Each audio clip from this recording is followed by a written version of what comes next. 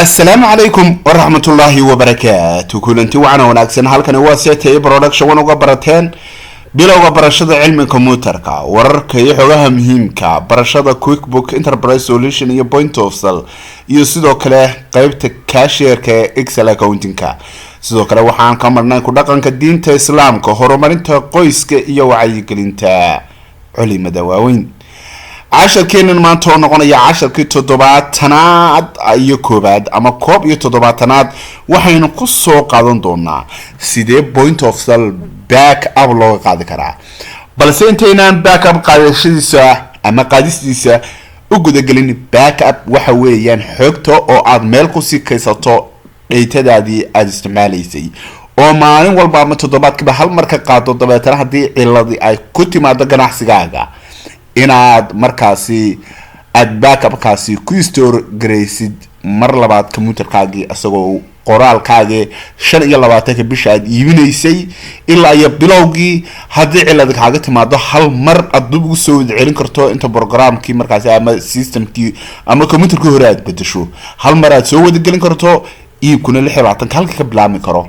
haddaba backup si aad u qaadid point of sale waxa tagaysaa meesha ku qoran tahay file hal mar click markaasi soo qodobka koobaad ee ku qorantay backup data xogta qaado ayaad click markaasi soo sida tan ayuu kugu soo bixi doonaa backup to default location maaniga ku dhiga halka markaasi defaultiga meel defaultiga mise waxaad sameyn backup to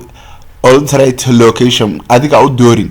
waxaan oranaya aniga u dooraya click marka halkaas iyo deetana halkan buu qoranaya browse ka marka furtid waxaan saa xogtayda waxaan dhiganayaa halka ay ku qoran tahay xogtayda waxaan dhiganayaa tusaale desktop kan ugu iska dhiganaya desktop ka marka tago right click baan oran desktop-ki new baan oran folder ayaan u sameeyay cusub markaasi oo aan ku kaydiyo new folder ka waxaan u bixinayaa backup backup point of sale double click marka siiyo uu si furmi doonaa dabeetana open ayaan sii oran halkan waxaan u bixinayaa data-da markaasi xilligan ka qaadayo xogta waxaan qaadayaa 25 bisha 8aad 2023 open baan leeyahay sidaas ayay ku qaadmatay backup-kaygii oo hadda waxaad aragtaa in lagu sameeyo comparison backup for the area company